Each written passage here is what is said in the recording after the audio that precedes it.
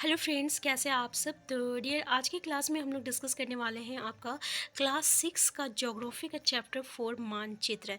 तो देखिए, यहाँ पे हम लोग जो है क्लास 6 का हिस्ट्री, सिविक्स, ज्योग्राफी सारा चीज़ स्टार्ट कर चुके हैं और बहुत जल्द जो है हम लोग इसको कंप्लीट करने वाले हैं। एनसीईआरटी की एक एक पॉइंट को हम लोग यहाँ पे डिस्कस कर रहे हैं, जो कि सीटीईटी के साथ साथ अन्य कॉम्पिटिशन के लिए आपके लिए बहुत ही हेल्पफुल होगा।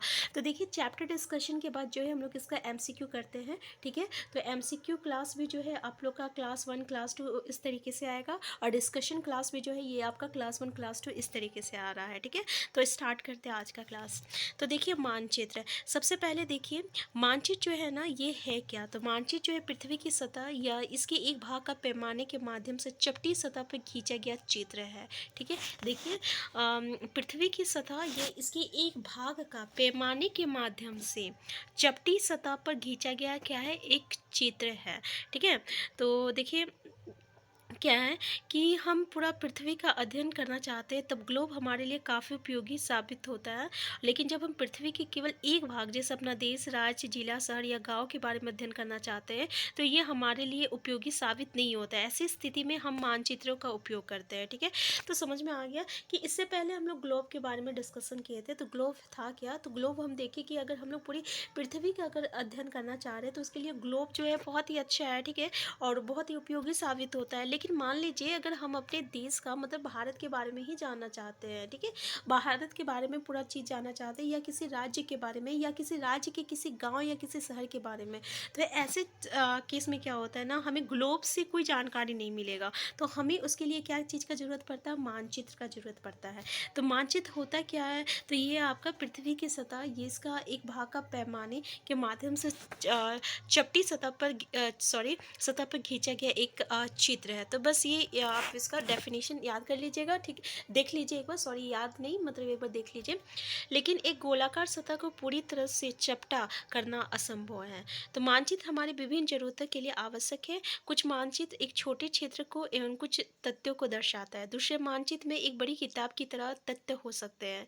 जब बहुत से मानचित्रों को एक साथ रख दिया जाए, तब एक एटलस बन जाता है। और एटलस विभिन्न प्रकारों तथा अलग अलग पैमाने से खींची गई मापों पर आधारित होती है। मानचित्र से एक ग्लोब की अपेक्षा हमें ज़्यादा जानकारी प्राप्त होती है, और मानचित्र विभिन्न प्रकार के होते हैं। समझ में आया क्या बोल रहा, कि मानचित्र जो होता है एक छोटे क्षेत्र को भी हम लोग देख सकते हैं, और कुछ उसकी जानकारी को बता सकते हैं। लेकिन जो होती है मानचित्र एक बड़ी किताब की तरह भी होती है, जिसमें हमें बहुत कुछ मिल सकता है। तो जब बहुत सारा मानचित्र को एक साथ रखा जाए, तो वो क्या बन जाता है, एटलस बन जाता है। यानी हम लोग मानचित्रों का जो समूह होगा, बहुत सारा मानचित्र बनेगा, को मिलाएंगे, तो ये क्या बन जाता है आपका एटलस बन जाता है। ठीक है, तो एटलस जो रहता है ना, ये विभिन्न प्रकार तथा अलग अलग पैमाने से आपका खींचा गया या मापा गया खींची गई मापों पर जो है आधारित होती है। तो मानचित्र से जो है हम लोग ग्लोब की अपेक्षा किससे ज़्यादा जानकारी हमें प्राप्त हो सकता है, तो मानचित्र से हो सकता है। और मानचित्र जो रहता है अलग अलग प्रकार का होता है। तो यहाँ से क्वेश्चन आता है, जैसे कि राजनीतिक मानचित्र, जैसे कि आपका जुलाई 2024 में आया था। ठीक है, कि हम लोग पर्वतों को किस कलर से दिखाते हैं, ये इसी चैप्टर का है। तो यहाँ पे देखिए, भौतिक मानचित्र किसको कहते हैं, राजनीतिक मानचित्र में क्या क्या आता है, इस तरीके के क्वेश्चन आता है। तो पृथ्वी की जितनी भी प्राकृतिक आकृति होती है, जैसे कि अगर हम लोग पर्वत लेते हैं, पठार लेते हैं, मैदान होते हैं, नदी होती है, महासागर होता है, यानी हम कह सकते हैं प्राकृतिक की जितनी भी चीज़ें हैं, उसको हम लोग किससे दिखाते हैं, तो उसको हम लोग भौतिक या उच्चावच मानचित्र कहा जाता है। तो भौतिक को ही हम लोग उच्चावच मानचित्र कहते हैं। तो भौतिक मानचित्र समझ में आ गया किसको कहते हैं, तो जिससे हम लोग प्राकृतिक आकृतियों को दर्शाते हैं, वो भौतिक मानचित्र होता है। ठीक है, नेक्स्ट बोलता है राजनीतिक मानचित्र। अगर मान लीजिए किसी राज्य को, नगर को, शहर को या गांव को, ठीक है, या और विश्व के विभिन्न देशों या राज्यों तथा उनकी सीमाओं को दर्शाते हैं। मतलब अगर हम लोग किसी भी राज्य को, शहर को, किसी भी जगह को, किसी भी देश को, राज्य को, या किसी उसकी सीमाओं को, तो देखिए राजनीतिक मानचित्र मतलब क्या हुआ कि अगर मान लीजिए किसी भी जगह को अगर हम लोग दर्शाते हैं, यानी किसी भी देश को या राज्य को या शहर को या गांव को या उसकी सीमाओं को, तो वो आपका राजनीतिक मानचित्र में आता है। ठीक है, नेक्स्ट है आपका थीमेटिक मानचित्र। अब थीमेटिक मानचित्र बहुत इंपॉर्टेंट है, याद रखिएगा। जैसे कि अगर मान लीजिए कुछ मानचित्र जो रहता है ना, कुछ विशेष जानकारी देता है। जैसे कि अगर हम लोग सड़क का मानचित्र दिखाना चाहिए, या वर्षा मानचित्र, या वन तथा उद्योग के बारे में अगर हम दिखाना दिखाना चाहते हैं तो उसके लिए हम लोग किसका इस्तेमाल करते हैं, थीमेटिक मानचित्र का करते हैं। तो इन मानचित्रों में दी गई सूचना के आधार पर उनका उचित जो है नामकरण किया जाता है। ठीक है, तो मानचित्र का क्या क्या घटक होता है, दूरी, दिशा और प्रतीक, ये 3 घटक होता है। पूछा जाता है, याद रखिएगा, दूरी और यानी डिस्टेंस, डायरेक्शन और प्रतीक। ठीक है, तो दूरी, जैसे कि दूरी क्या होता है देख लीजिए। उदाहरण के लिए आपके विद्यालय और आपके घर के बीच की दूरी 10 किलोमीटर है, जिसे मानचित्र पर 2 सेंटीमीटर की दूरी से व्यक्त किया गया है। इसका अभिप्राय ये है कि एक मानचित्र में कितना हो जाएगा, 5 किलोमीटर हो जाएगा, और 2 सेंटीमीटर में क्या हो गया, 10 किलोमीटर हो गया। ठीक है, समझ में आया कि मान लीजिए बता रहा है कि ये आपका स्कूल है, ये आपका घर है, और इसका एक्चुअल जो डिस्टेंस है ये आपका 10 किलोमीटर है। लेकिन अगर हम मानचित्र में दिखा देते हैं तो इसको हम 2 सेंटीमीटर लिख देते हैं। इसका मतलब क्या हुआ कि 1 सेंटीमीटर में आपका कितना है, 5 किलोमीटर है, तो 2 सेंटीमीटर में कितना हो जाएगा, 10 किलोमीटर हो जाएगा। इसका मतलब इसका दूरी कितना है, 10 सेंटीमीटर है। तो इस तरीके से जो है हम लोग इसका दूरी को दिखा सकते हैं। और इस प्रकार पैमाना किसी भी मानचित्र के लिए बहुत महत्वपूर्ण होता है। अगर आपको पैमाने की जानकारी है तो आप मानचित्र पर दिए गए किसी भी 2 स्थानों के बीच की दूरी का पता लगा सकते हैं। ठीक है, तो देखिए, जब हम लोग किसी भी, यहाँ से याद रखिएगा, जब हम लोग किसी भी बड़े क्षेत्रफल या भागों, जैसे महाद्वीप हो गया, महाद्वीप हो गया, या देशों को कागज पर अगर हम लोग दिखाना चाहते हैं तो इसके लिए हम लोग छोटे पैमाने का उपयोग करते हैं। जैसे कि उदाहरण के लिए मानचित्र पर 5 सेंटीमीटर स्थल के 500 किलोमीटर को दर्शाता है, और इसके छोटे पैमाने वाला मानचित्र कहते हैं। छोटे पैमाने वाला मानचित्र किसको कहते हैं, तो जब हम लोग किसी बड़े क्षेत्रफल को या भागों को दिखाते हैं, या किसी महाद्वीप या किसी देश को दिखाते हैं, तो उसके लिए हम लोग छोटे पैमाने का उपयोग करते हैं। जैसे कि अगर हम लोग 5 सेंटीमीटर यूज़ करते हैं तो इसका मतलब कितना हो गया, 500 किलोमीटर, और इसको हम लोग छोटे पैमाने वाला मानचित्र कहते हैं। ठीक है, तो जब एक छोटे क्षेत्रफल वाले भाग, और इसी के ठीक अपोजिट होता है, जब अगर हम लोग किसी छोटा क्षेत्रफल को अगर दिखाते हैं, जैसे कि किसी गांव को बोल रहा है, किसी शहर को, किसी जगह को बोल रहा है, अगर इसको हम लोग कागज़ पे दर्शाते हैं तो उसके लिए हम लोग बड़े पैमाने का उपयोग करते हैं। जैसे कि 500 मीटर की दूरी को हम लोग 500 सेंटीमीटर से दर्शाते हैं। ठीक है ना, तो इस प्रकार का जो मानचित्र होता है उसको हम लोग बड़े बड़े पैमाने वाला मानचित्र कहते हैं। देखिए, ये क्वेश्चन भी आपका जो है सीटेट में आया है, बड़े पैमाने वाला मानचित्र और छोटे पैमाने वाला मानचित्र। ठीक है, तो याद रखिएगा। नेक्स्ट, बड़े पैमाने वाले मानचित्र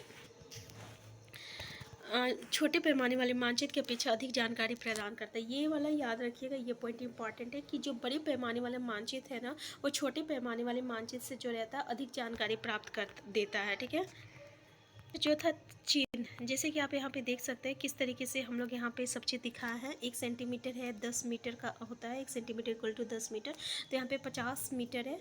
ठीक है, तो यहाँ पे जैसे कि यहाँ पे फ्लोधान दिखाया है, करीम का घर, शीला का घर, विकास। तो इस तरीके से डायरेक्शन और प्रतीक से ये जो है पूरा दिखाने की कोशिश किया गया है। इसी को हम लोग क्या कहते हैं, मानचित्र कहते हैं। ये जो है पूरा गांव का मानचित्र है। अब देखिए, नेक्स्ट जो है ना, ये दिशा है। दिशा मतलब क्या होता है, दिशा मतलब होता है डायरेक्शन। जैसे कि अगर हम लोग उत्तर दिशा, पूरब दिशा, पश्चिम दिशा, इस तरीके से हम लोग कह सकते हैं। तो जैसे कि आपको पता है कि दिशा में 4 दिशा होता है, पूरब, पश्चिम और पूरब, पश्चिम, उत्तर, दक्षिण। ठीक है, तो ये आपका 4 दिशा होता है। तो 4 दिशा को हम लोग कैसे दिखाते हैं, अगर उत्तर पूर्व होता है तो उत्तर पूर्व लिखते हैं, दक्षिण पूर्व होता है तो दक्षिण पूर्व लिखते हैं। तो ये आप देख लीजिए किस तरीके से हम लोग दिशा को दिखाते हैं।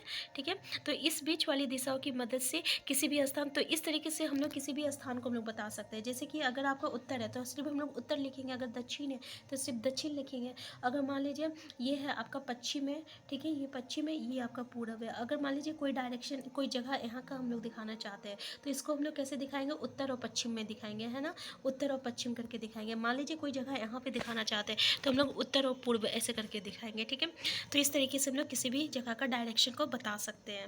नेक्स्ट है प्रतीक। प्रतीक मतलब चिन्ह होता है, यानी किसी भी, जैसे कि यहाँ पे आप देख रहे हो ना, ये आपका पेड़ का चिन्ह है। ठीक है, कहीं भी पेड़ पौधे का चिन्ह को दिखाना चाहे तो इस तरीके से दिखाया जा सकता है। और किसी भी मैदान का चिन्ह का दिखाया जाए, ठीक है, जहाँ पे घास हो ये सब, तो इस तरीके से हम लोग चिन्ह से दिखा सकते हैं। ठीक है, देखिए, ये जैसे कि यहाँ पे कुआं को दिखाया गया चिन्ह से, यहाँ पे पीओ से पोस्ट ऑफिस को दिखाया गया है। ठीक है, तो इसी तरीके से यहाँ पे कुछ चिन्ह है, आप यहाँ पे देख लीजिए, क्योंकि यहाँ से भी क्वेश्चन आपका आता है। जैसे कि बड़ी लाइन को हम लोग इस तरीके से दिखाते हैं, मेट्रो लाइन को इस तरीके से दिखाते हैं, रेलवे स्टेशन को इस तरीके से दिखाते हैं। जो पक्की होती है ना सड़कें, उसको ऐसे दिखाते हैं, जो कच्ची होती है उसको ऐसे मतलब दिखाते हैं।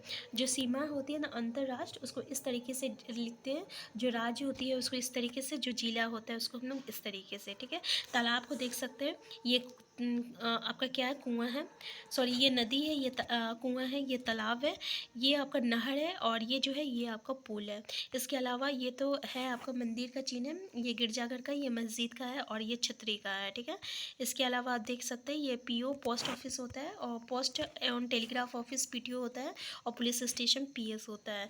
ये आपका बस्ती होती है, ये आपका कब्रिस्तान होता है, ठीक है।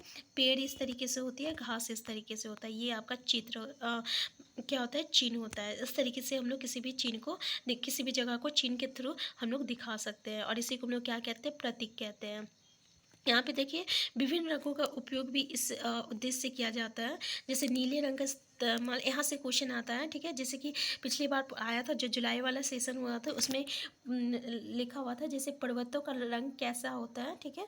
तो यहाँ पे देखिए भूरा, उसमें 4 ऑप्शन था, ग्रीन, रेड, ऑरेंज और कुछ था, ठीक है, ब्राउन। तो देखिए भूरा जो रहता है ये पर्वतों का होता है, नीला रंग जो रहता है पानियों का होता है, जलाशय का होता है, और पीला रंग जो रहता है पठारों का होता है, और हरा रंग जो रहता है मैदानों का होता है, ठीक है। ये वाला पॉइंट याद रखिएगा, यहाँ से एक क्वेश्चन आपका बनता है।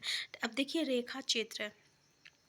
रेखा चित्र एक आखरन है जो पैमाने पर आधारित ना होकर यादाश्त और स्थानीय। नेक्स्ट है आपका रेखा चित्र। रेखा चित्र किसको कहते हैं, तो रेखा चित्र जो होता है ना, एक कच्चा मतलब आरेखन होता है। जैसे कि मान लीजिए आपको कहीं जाना है, ठीक है, अपने मित्र के घर जा रहे हो, और आपको रास्ता जो है अपने घर के रास्ते को बताने के लिए जो है आप एक कच्चा आरेखन बनाते हैं। और इस प्रकार जो रहता है, जो कच्चे आरेख को बिना पैमाने की सहायता से जो आप खींच रहे हैं, इसको हम लोग रेखा चित्र कहते हैं। मतलब हम सिंपल से बता दिए, इधर जाओ, फिर इधर आओ, फिर इधर जाओ, ठीक है, इस तरीके से। और तो ये जो हो गया ना, इसी को हम लोग रेखाचित्र मानचित्र कहते हैं। अब देखिए खाका किसको कहते हैं, तो एक छोटे क्षेत्र का बड़े पैमाने पर खींचा गया रेखाचित्र खाका कहलाता है। यानी छोटे क्षेत्र को अगर हम लोग बड़े पैमाने पर खींचते हैं तो ऐसे रेखाचित्र को हम लोग खाका कहते हैं। तो ये खाका इंपॉर्टेंट है, याद रखिएगा। तो एक बड़े पैमाने वाले मानचित्र से हमें बहुत सी जानकारियाँ प्राप्त होती है, लेकिन कुछ ऐसी चीज़ें होती है जिन्हें हम कभी कभी जानना चाहते हैं, जैसे कि कमरे की लंबाई हो गया, चौड़ाई हो गया, तो मानचित्र में नहीं दिखाया जा सकता, और उस समय हम लोग बड़े पैमाने वाले मानचित्र एक रेखाचित्र खींच सकते हैं, जिसे हम लोग खाका कहते हैं, ठीक है। तो ये समझ में आ गया कि खाका किसको कहते हैं। मतलब किसी भी जगह का अगर हमें उसे पूरी जानना है कि कितनी लंबाई है, कितनी चौड़ाई है, तो इसको हम लोग मानचित्र में नहीं दिखा सकते, तो इसके लिए हम लोग बड़े पैमाने वाला एक रेखाचित्र खींचते हैं, इसी को हम लोग खाका कहते हैं, ठीक है। तो यहाँ से आपको बहुत सारे इंपॉर्टेंट पॉइंट बनता है। तो आज का क्लास जो है ये आपका कंप्लीट हो चुका, और इसका एमसीक्यू जो है हम लोग कर चुके हैं, उसका लिंक आपको डिस्क्रिप्शन बॉक्स में मिल जाएगा। तो नेक्स्ट क्लास में चलिए हम लोग नेक्स्ट चैप्टर को डिस्कस करते हैं। चैनल में नए हैं, चैनल को सब्सक्राइब कर लीजिएगा। वीडियो हेल्पफुल होगा तो लाइक शेयर करना मत भूलिएगा। Thank you.